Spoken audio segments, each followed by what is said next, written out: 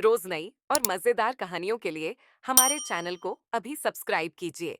सर्दी की पहली सुबह थी, जब गांव की धुंध अभी तक खेतों से उठकर कच्ची गलियों में अटकी हुई थी और लोग रजाइयों में दुबके हुए थे। तभी दूर से एक आवाज आई, हरी सब्जी ले लो, ताजी हरी सब्जी। और उस आवाज में ऐसी गर्माहट थी कि सोए हुए गांव की आंखें खुलने लगीं, क्योंकि यह आवाज सिर्फ सब्जी बेचने की नहीं थी, बल्कि हर सर्दी में किसी न किसी कहानी की शुरुआत होती थी। और आज भी कुछ वैसा ही होने वाला था। गांव का नाम था सोनापुर, छोटा सा गांव, जहां हर कोई एक दूसरे को जानता था और जहां सर्दी सिर्फ ठंड नहीं, बल्कि रिश्तों की परीक्षा भी लाती थी। उस आवाज का मालिक था हरी सब्जी वाला दुबला पतला, लेकिन आंखों में चमक लिए हुए हुए आदमी, जो हर साल सर्दी शुरू होते ही अपनी ठेली लेकर निकलता था। उसकी ठेली पर पालक, मेथी, सरसों, गाजर, मूली और हरे मटर सजे रहते थे।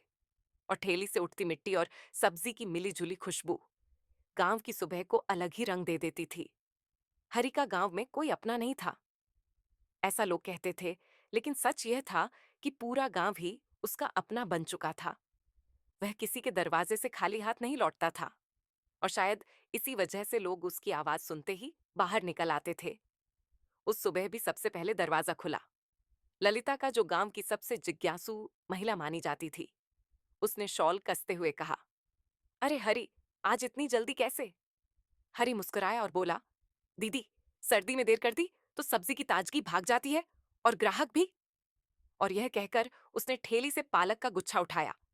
लेकिन कहानी यही नहीं रुकती, क्योंकि उसी पल गांव के चौपाल से खबर उड़ती हुई आई कि इस साल सर्दी लंबी पड़ेगी और फसल पर असर होगा।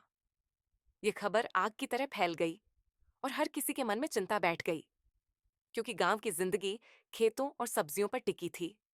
हरी यह सुनकर चुप हो गया, क्योंकि उसे पता था कि अगर फसल खराब हुई तो उसकी ठेली भी हल्की हो जाएगी। लेकिन उसने चेहरे पर चिंता नहीं आने दी और अपनी आवाज और ऊंची कर ली, ताकि गांव के दिलों में ठंड के साथ डर न घुसे। वह घर घर जाता रहा, किसी को थोड़ी सब्जी दी, किसी को उधार पर दी, किसी से हंसी मजाक किया। और इसी बीच उसकी मुलाकात हुई रामू से, जो गांव का नौजवान था और शहर जाने का सपना देखता था। रामू ने हरी से पूछा, काका, आप हर साल यही करते हो? कभी सोचा शहर चले जाओ? हरी ने ठेली चलाते हुए कहा, शहर में ठंड दिल में होती है, यहाँ ठंड बस हवा में है। और यह बात रामू के दिल में उतर गई। दिन बीतते गए, ठंड बढ़ती गई और गांव में बातें फैलने लगीं कि इस बार सब्जी कम होगी, दाम बढ़ेंगे। लोग डरने लगे, लेकिन हरी ने दाम नहीं बढ़ाए। उसने कहा, सर्दी सबको लगती है, तो दाम क्यों अलग हों? और यहीं से गांव में उसकी इज्जत और बढ़ गई। लेकिन मुश्किलें आईं जब एक दिन सुबह उसकी ठेली खाली मिली। सब्जी मंडी से माल नहीं आया था। हरी पहली बार गांव में बिना सब्जी के आया। लोग हैरान हुए।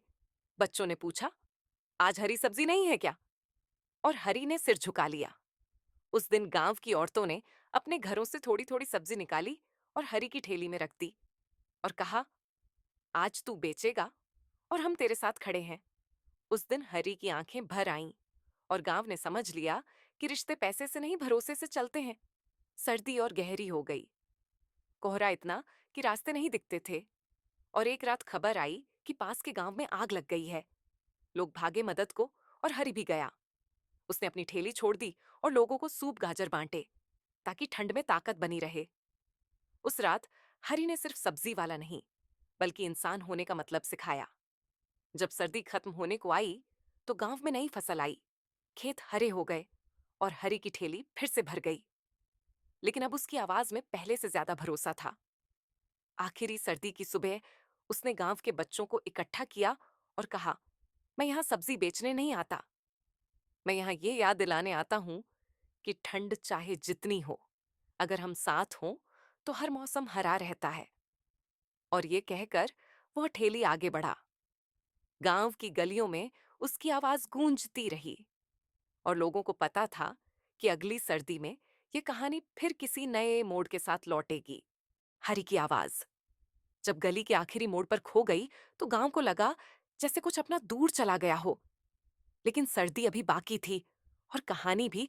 गांव के लोग अपने कामों में लग गए, मगर हर किसी के मन में हरी की बात घूमती रही कि अगर साथ हो तो हर मौसम हरा रहता है।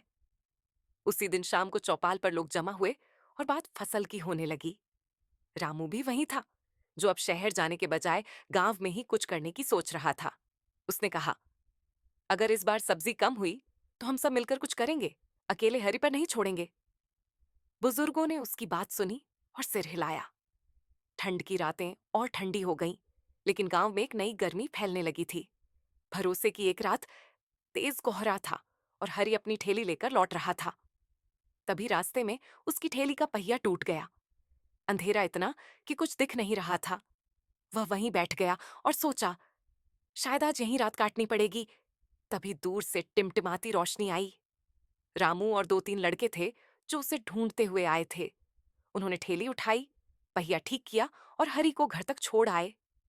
उस रात हरी ने पहली बार किसी के घर में खाना खाया, वरना वह अक्सर अकेले ही खा लेता था।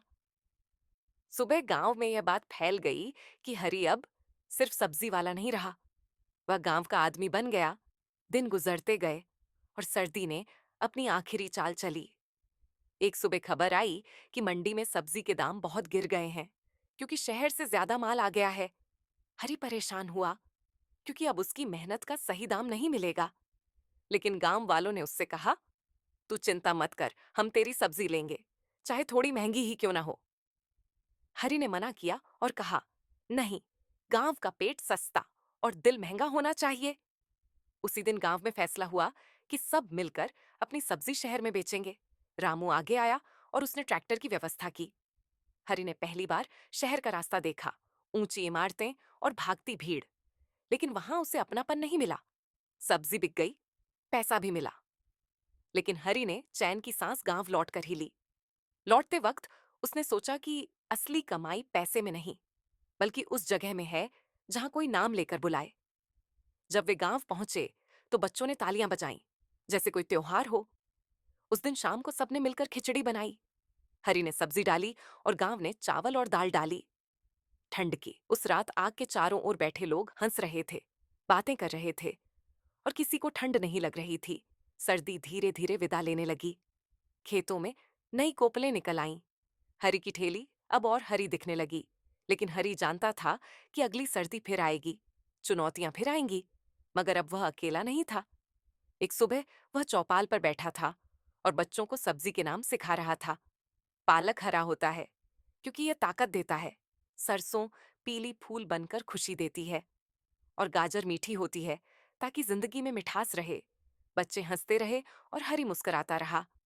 गांव की औरतें दूर से देखती रहीं और मन ही मन दुआ देती रहीं कि यह आदमी यहीं बना रहे। जब साल बदला और सर्दी पूरी तरह चली गई, तो हरी ने अपनी ठेली थोड़ी नई बनाई। उस पर लिखा था, हरी सब्जी नहीं हरा। रिश्ता गांव वालों ने पढ़ा और समझ गए कि यह कहानी यहीं खत्म नहीं होती, क्योंकि जब भी सर्दी आएगी, धुंध गिरेगी और गांव सुस्त पड़ेगा, तब कहीं दूर से फिर वही आवाज आएगी, हरी सब्जी ले लो, और उसके साथ आएगी एक नई उम्मीद, एक नई कहानी जो लोगों को जोड़ती रहेगी और गांव को हर मौसम हरा रखेगी। सर्दी पूरी तरह गई नहीं थी, बस उसकी धार थोड़ी नरम हो गई थी। सुबह की धुंध अब हल्की लगने लगी थी और धूप देर से सही मगर निकलने लगी थी। हरी की ठेली अब गांव की दिनचर्या का हिस्सा बन चुकी थी। लोग घड़ी से पहले उसकी आवाज से समय पहचानने लगे थे। बच्चे कहते थे, जब हरी काका आए समझो स्कूल का वक्त हो गया। और बूढ़े कहते थे, जब हरी की आवाज बंद हो जाए समझो दोपहर होने को है। लेकिन कहानी अभी और आगे बढ़नी थी, क्योंकि असली परीक्षा मौसम के जाने से नहीं, बल्कि इंसानों के बदलने से होती है। एक दिन गांव में एक नई खबर आई कि पास के कस्बे से एक बड़ा व्यापारी आने वाला है, जो सब्जी सीधे किसानों से खरीदेगा। गांव वालों को लगा, यह तो अच्छा है, दाम भी अच्छे मिलेंगे और मेहनत भी कम होगी। हरी यह सुनकर चुप रहा। उसने कुछ कहा नहीं, लेकिन उसके मन में हलचल थी।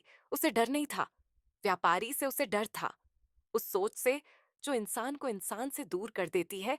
व्यापारी आया, बड़ी गाड़ी में, अच्छे कपड़े पहने, मीठी बातों के साथ उसने कहा, मैं आप सबकी सब्जी ऊंचे दाम में खरीदूंगा, बस आप लोग अब हरी से मत लो, सीधे मुझे दो। कुछ लोगों को बात जंच गई, क्योंकि लालच ठंड से ज्यादा तेज होता है। अगले दिन कुछ घरों से हरी को आवाज नहीं आई। ठेली हल्की लगने लगी। हरी ने किसी से शिकायत नहीं की। उसने अपनी आवाज और धीमी कर ली, जैसे किसी को परेशान न करना चाहता हो। रामू ने यह देखा तो उसका मन बेचैन हो गया। उसने चौपाल पर बात उठाई कि हरी ने मुश्किल समय में साथ दिया। अब हम उसे यूं कैसे छोड़ दें? कुछ लोग बोले, व्यापार है, भावना नहीं हरी। ये सब सुन रहा था मगर बोला नहीं। उस रात वह देर तक आग के पास बैठा रहा और ठंड से ज्यादा उसे अकेलापन चुभ रहा था। सुबह उसने ठेली निकाली, मगर गांव के बाहर की ओर चल पड़ा। जहां झोपड़ियां थीं, गरीब मजदूर रहते थे, वहां उसने सब्जी बांटी, बेची नहीं। बच्चों ने पहली बार पेट भर हरी सब्जी खाई और उनके चेहरे खिल उठे। ये खबर गांव में धीरे धीरे फैली और लोगों को चुभी, क्योंकि आईना सामने आ गया था। व्यापारी ने कुछ दिन बाद दाम घटा दिए और कहा, बाजार खराब है। तब जिन लोगों ने हरि को छोड़ा था, उन्हें गलती का एहसास हुआ। लेकिन हरि ने एक शब्द नहीं कहा। उसने पहले की तरह मुस्कुराकर सब्जी दी, जैसे कुछ हुआ ही ना हो। सर्दी की आखिरी रात आई। गांव में हल्का सा मेला लगा। आग जल रही थी। लोग गीत गा रहे थे। हरि एक कोने में बैठा था। तभी ललिता आई और बोली, तू गांव की रीढ़ है।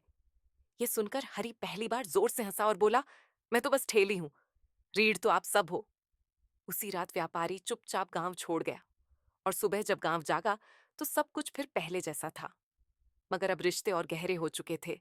समय बीता, गर्मी आई, बारिश आई और फिर एक और सर्दी दस्तक देने लगी। लेकिन इस बार हरि अकेला नहीं था। अब दो नौजवान उसके साथ थे, जो उससे सीख रहे थे। सब्जी बेचना नहीं, बल्कि लोगों को जोड़ना। ठेली पर सब्जी के साथ अब बातें भी बिकती थीं, हंसी भी और भरोसा भी। हर सुबह वही आवाज गूंजती थी, हरी सब्जी ले लो। और हर बार वह आवाज याद दिलाती थी कि गांव सिर्फ घरों से नहीं, दिलों से बनता है। और यही कहानी चलती रही, बिना शोर, बिना दिखावे। बस धीरे धीरे, जैसे सर्दी की सुबह में उगती धूप, जो ठंड को हराकर नहीं, बल्कि उसे अपनाकर गर्मी देती है।